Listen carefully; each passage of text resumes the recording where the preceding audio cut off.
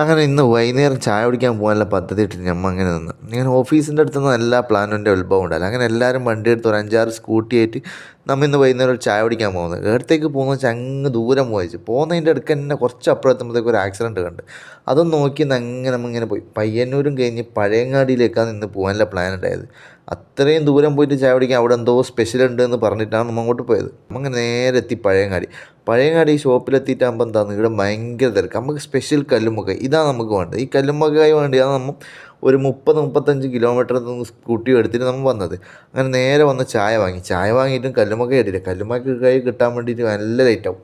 അങ്ങനെ ആദ്യം അവർ നമുക്കൊരു 5 കല്ലുമ്മക്കായ തന്നു. ഇതാണ് ചൂടായിട്ട് എടുക്കാനും പറ്റുന്നില്ല, തിന്നാനും പറ്റുന്നില്ല എന്ന് പറഞ്ഞ അവസ്ഥയായിപ്പോയി. വിശപ്പാക്കലിൻ്റെ മസാല മാത്രം നോക്കി നോക്കിയിട്ട് ടേസ്റ്റ് ഉണ്ടെന്ന് തന്നെ പറയുന്നത്. അങ്ങനെ എല്ലാവരും ഉണ്ട് അവിടെ.